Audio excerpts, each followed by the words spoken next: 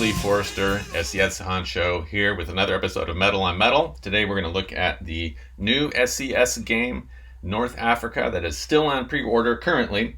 To give some of you folks a little bit of a preview, what is this? Is this something you want to get into? We'll talk about the differences between this North Africa game and the former, well, that's still existing, but the original SCS version, Africa 2 of this campaign, and DAC, the OCS game. We'll look at basic stats, what's special about this, what's the SCS hook, since every SCS game has something special going on, what are the scenarios, and then naturally I'll talk about the things I like.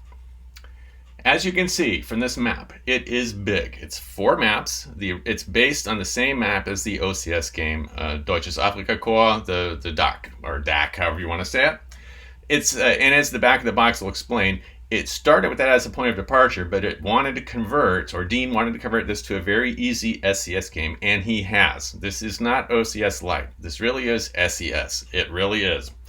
Works very smoothly, as we'll see. The counters are similar to the OCS game DAC, but much reduced. Lots of the small stuff's gone. If you look carefully at those, you'll notice that there are no artillery markers either. I'll get to that a little bit later.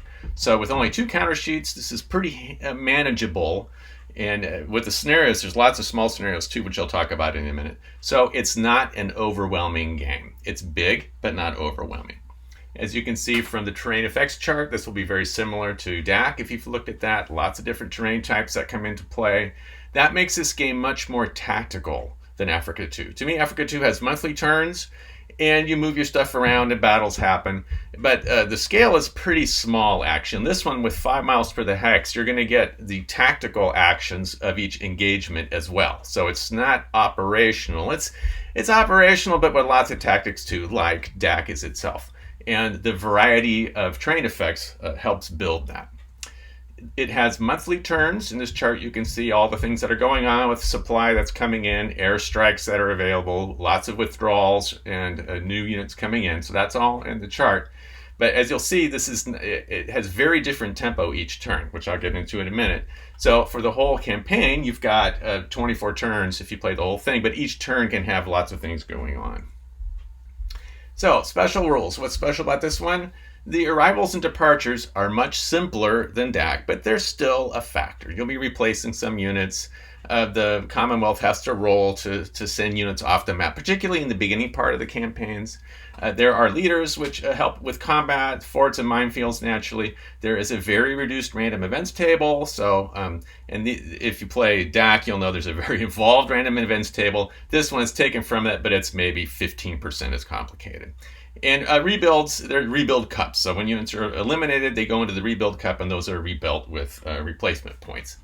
Pretty straightforward. A little bit of chrome, but quite manageable. Here is the big deal with this game, and that is the idea of supply and activations. So when it's your turn, each turn will have a variety of phases in it, or a turn taking for activations. When it's your shot to call an activation, you can choose one of these 4 responses. You can have a full activation, a limited activation, a reaction activation, or you can pass. For a full activation, you need to spend supply points, and in fact 2 to make that happen. When you do that, as you see here, this chart shows everything you can do. You have a movement phase, you can use artillery strikes, up to 3, artillery barrages, airstrikes, I confuse that a bit, up to 2 airstrikes if you have them available. You have a combat phase, exploitation phase, and you recover DG units at the end. Limited activation is less. No artillery, no airstrikes, no exploitation. Reaction activation can only happen if your opponent has just conducted a full or a limited, and so you can respond to it. It does not require that you expend any supply. So this is great if you're back on your heels, don't have any supply. You can move, but that's it. And very importantly, there's no recovery of disorganized status after reaction activation. At the end of the entire turn, everybody gets to recover from DG. So at some point, you'll be able to do that. Or you can pass. Nothing happens, but your opponent will have to spend more supply to move, or if 2 people pass in a row, then that month's turn, is over. This is a really sweet system, and in the rules, if and when you purchase this, you can read the whole story of the development of this game from a much more complicated version to the much reduced, simplified version that it has now. But it has the important supply aspect of it, but it allows a lot of flexibility, and there's not the same bean counting or anything like there is in the OCS. So this is a very simple version, a little reminiscent of Africa Core back in the day with the supply units. There's just some resonances there with that. Two more things to add. If you capture certain towns, you receive new supply. This is assumed, like in DAC, that there's some supply building up there, and it also represents tempo and encourages players to actually move and do stuff, take some ground, make things happen. If both players are out of supply or don't feel it's time to do anything, you can also have an admin turn where players get to move their units, I think up to 3 times the normal movement, but there is no combat and there is no taking of new terrain, etc. And that's similar to in the OCS DAC game, where sometimes you'll have admin turns. That comes to play in this one as well. Scenarios, you'll see here are some of the individual battle scenarios. This is looks like Gazala that's set up. Just a few, these 5. For the mini scenarios, these can be anywhere from just part of 1 map up to 2 maps. They're quite quick, 1 or 2 turns. You'll have maybe 2 to 4 activations each time.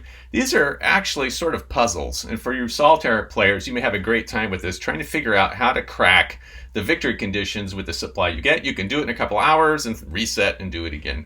So I enjoy that part of these small scenarios. There's also 5 different campaign starts.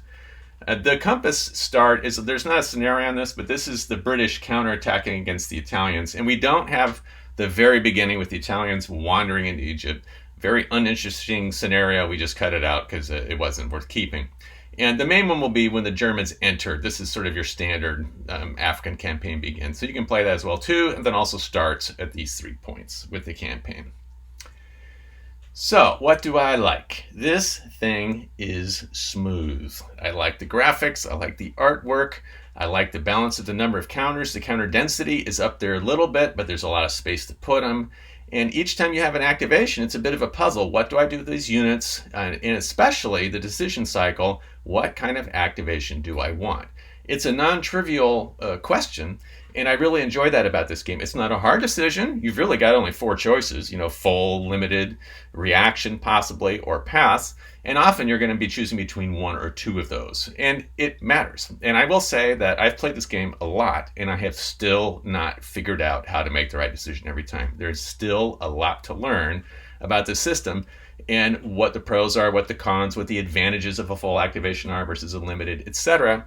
It really will depend on your play style, on your opponent, victory conditions, everything else. I like the supply system. It's lean and mean.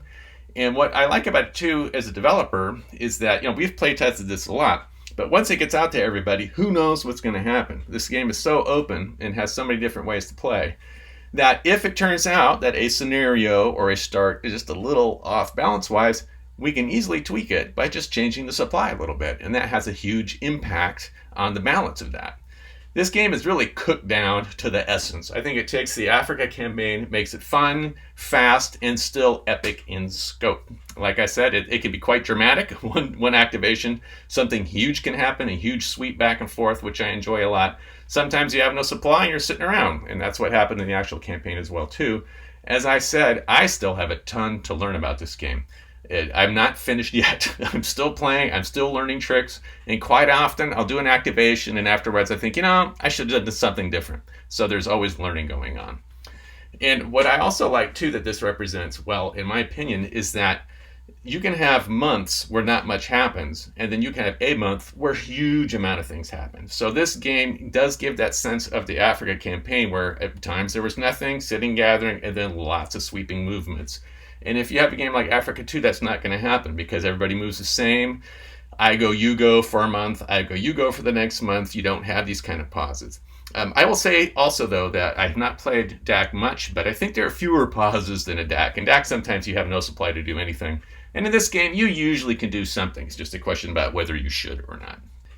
Here is a situation in a game I'm currently in. I'm playing the Access. This is June 41. In this campaign, we started from the very beginning. The Commonwealth failed to take Tobruk. Do horrible dice rolls throughout. I think I played pretty well as the Italians. And the Commonwealth decided not to push through and just to let the Axis keep Tobruk and backed up a bit. Now the Germans are coming back. Here is, it's my activation. I'm playing the Axis, and I have to figure out what to do. I've got a bunch of supply here. You can see a lot. So this is all saved up. This is the one time I've actually been doing anything in this game. And I have to figure out, do I want a limited activation or do I want a full activation? A limited activation, I can keep picking away at some of these stacks, hopefully get some 2-1, 3-1, 4-1s, trit them a bit, move them back. But it only costs me one supply, and I can try to starve him off and maybe have him do another reaction. That's not too effective. But I think this time I'm probably going to do the first full activation I've done in this game. The rest of it I've all done with limited because I'm cheap and I love saving supply. But for this one, I think I'm going to try some airstrikes on these two stacks during movement, which will DG them so I can run by without the zone of control. And I'm going to try to knock out these stacks and then exploit back in here. And what's kind of sweet about this is that I've not exploited yet in this game because I've been too cheap with the supply. But I've saved it up and I'm ready to drop the hammer right now.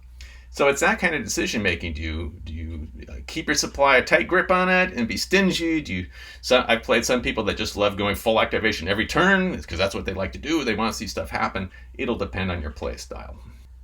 So that's my quick intro to North Africa. I think this is a great game. I think it's worth getting. The only thing that you may hesitate about is the footprint. It's 4 maps. It just is. It has some great games at the 1 and 2 map, but to get the full scope, you'll want somehow to get the room for 4. That's the only hesitation I can think about this. For the rest of it, I think it's great. Dean did an excellent job. It was a long time in development. I'm really happy with how it came out, and I hope you will be too.